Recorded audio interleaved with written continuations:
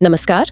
आज हम कुछ ऐसे स्रोतों पर बात कर रहे हैं जो अगस्त 1947 के आसपास की घटनाओं का एक दूसरा ही चेहरा दिखाते हैं। हाँ, मतलब वो चेहरा जो अक्सर हमें स्कूल की किताबों में या आम जश्न की बातों में नहीं दिखता। बिल्कुल, वो तिरंगा, भाषण, मिठाई वाली तस्वीरें तो हैं, लेकिन एक और सच्चाई है, खून, आंसू और चीखों की। सही कहा। और इन स्रोतों का मकसद शायद यही है कि उस अनदेखे अनकहे पहलू को सामने लाया जाए। तो चलिए इसी पर गहराई से बात करते हैं। हाँ, देखिए, ये समझना जरूरी है कि ये जो हिंसा थी ये कोई 15 अगस्त को अचानक नहीं शुरू हुई। अच्छा? नहीं, इसकी जमीन तो मतलब 1946 से ही बन रही थी।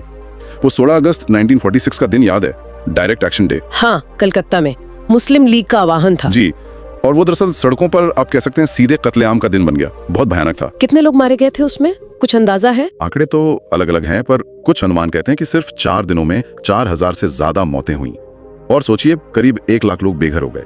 कलकत्ता की सड़कों पर इंसानियत जैसे मर गई थी। सिर्फ 4 दिन में इतना कुछ? और ये आग फिर कलकत्ता तक ही सीमित रही? या नहीं, यही तो मुश्किल थी।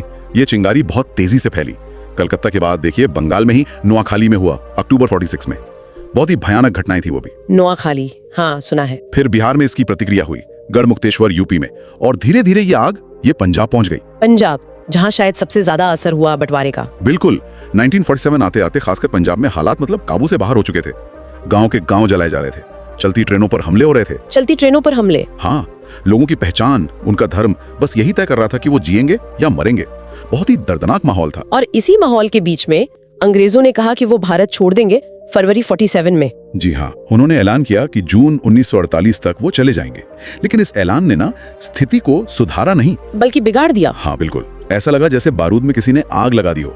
सत्ता कैसे मिलेगी, किसको मिलेगी, इसकी जल्दबाजी और कोई साफ प्लान न होने की वजह से हिंसा और भड़क गई। और मार्च 47 की घटनाएं, रावलपिंडी, लाहौर की। उफ, मार्च 1947 में तो रावलपिंडी, लाहौर, अमृतसर, इन शहरों में जो दंगे हुए, उन्होंने पिछले सारे रिकॉर्ड तोड़ दिए। कितना बुरा हाल था। उस वक्त की रिपोर्ट्स अगर आप पढ़ें तो पता चलता है कि लाशों से भरी रेलगाड़ियां ये सिर्फ कोई कहावत नहीं थी, मतलब सचमुच। हाँ, ये एक खौफनाक हकीकत थी। सोचिए, एक ट्रेन स्टेशन पर पहुंचती है और उसमें जिंदा लोग नहीं, सिर्फ लाशें हैं। ये सुनना भी बहुत मुश्किल है। और यहीं पे वो बात आती है 15 अगस्त 1947, दिल्ली में आजादी का जश्न। हाँ, नेहरू जी का वो मशहूर भाषण, ट्रिस्ट विद डेस्टिनी, नियति से साक्षात्कार। और उसी वक्त देश के दूसरे हिस्सों में, खासकर पंजाब और बंगाल में क्या हो रहा था? ठीक उसी वक्त, बिल्कुल उसी वक्त पंजाब और बंगाल के कई हिस्सों में भयानक कत्लेआम चल रहा था।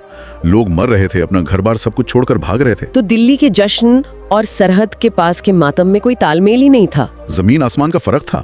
नेताओं के भाषणों में एकता और शांति की बातें थीं, लेकिन जमीन पर जो हो रहा था वो बिल्कुल अलग था। उसका कोई रिश्ता ही नहीं दिख रहा था इन भाषणों से। और ये सब आजादी मिलने के बाद भी नहीं रुका। अगले कुछ दिन नहीं रुका। नहीं, असल में आजादी के ठीक बाद के 48 आवर्स तो शायद और भी ज्यादा भयानक थे। वो कैसे? 17 अगस्त 1947 को जब सिरिल रैडक्लिफ ने जो लाइन खींची थी, भारत पाकिस्तान की सीमा रेखा, हाँ, रैडक्लिफ लाइन, उसकी घोषणा हुई और उसने तो जैसे हालात और भी बिगाड़ दिए। आग में घी का काम किया उस घोषणा ने। मतलब लोगों को पता चल गया कि कौन सा इलाका कहाँ गया है। हाँ, और कहते हैं कि जिस आदमी ने ये लाइन खींची उसे भारत के भूगोल, समाज, संस्कृति का कोई बहुत गहरा अंदाजा था भी नहीं। बस नक्शे पर एक लकीर खींच दी गई। और उसका नतीजा ये कि लाखों लोगों को रातों रात पता चला कि उनका घर, उनका खेत, उनकी दुकान अब दूसरे मुल्क में है। उनके पास कोई चारा नहीं था, या तो भागो या मरो। और यहीं से वो शुरू हुआ जिसे हम इतिहास का सबसे बड़ा पलायन कहते हैं। हाँ बिल्कुल, मानव इतिहास के सबसे बड़े और शायद सबसे खूनी विस्थापनों में से एक। कितने लोग होंगे, कोई अंदाजा? कुछ रिकॉर्ड्स कहते हैं 1 करोड़ से ज्यादा लोग। सोचिए, 1 करोड़ लोग अपनी जान बचाने के लिए सीमा पार करने को मजबूर हुए। लेकिन ये सफर भी आसान नहीं था। आसान? ये तो मौत का सफर था। रास्ते में लूटपाट, हत्या, बलात्कार, ये सब आम बात थी। गांव के गांव जला दिए गए, वीरान हो गए। और वो लोग जो सदियों से साथ रह रहे थे, पड़ोसी एक दूसरे के खून के प्यासे हो गए। लोग सर पे एक छोटी सी गठरी रखे, बच्चों को गोद में उठाए, भूखे प्यासे सैकड़ों मील पैदल चल रहे थे, और हर पल मौत का डर। इन सब बातों को सुनकर वो शब्द पार्टीशन या बंटवारा बहुत छोटा लगता है। हाँ बिल्कुल, इसीलिए कुछ इतिहासकार और विश्लेषक इसे सिर्फ बंटवारा नहीं कहते, वो इसे भारत का चीरा जाना कहते हैं, वाइविसेक्शन ऑफ इंडिया। एक जिस्म के 2 टुकड़े करना जैसा। बिल्कुल। और 17 और 18 अगस्त ने एकदम साफ कर दिया कि आजादी की कितनी भारी कीमत चुकानी पड़ी। और ये कीमत आम लोगों ने चुकाई, अपने खून से, अपने आंसुओं से, अपनी जिंदगियों से। दिल्ली में जो नेता थे, क्या उन्हें अंदाजा नहीं था कि जमीन पर क्या हो रहा है? शायद पूरी भयावहता का अंदाजा नहीं लगा पाए, या शायद वो हालात को काबू करने में उस वक्त बेबस थे। कहना मुश्किल है। तो इन सारे स्रोतों को अगर हम देखें तो एक बात तो साफ उभरती है कि 15 अगस्त सिर्फ जश्न का दिन नहीं था। नहीं, बिल्कुल नहीं। ये उस भारी कीमत की याद दिलाने वाला दिन भी है। उन लाखों गुमनाम लोगों की कहानी है जिन्होंने सब कुछ खो दिया। तिरंगे की छांव तले लाशें भी थी, राष्ट्रगान के साथ दबी हुई चीखें भी थी। हाँ, और ये हमें सोचने पर मजबूर करता है कि हम अपने इतिहास को याद कैसे रखते हैं। क्या हम सिर्फ वो राजनीतिक जीत देखते हैं, या उन लाखों लोगों का दर्द भी हमें याद रहता है जिनकी दुनिया हमेशा के लिए बदल गई। बिल्कुल। क्या हम उस चीरे के जख्मों को महसूस करते हैं? क्या उसके निशान आज भी हमारे समाज पर, हमारी सोच पर बाकी हैं? ये वाकई सोचने वाली बात है।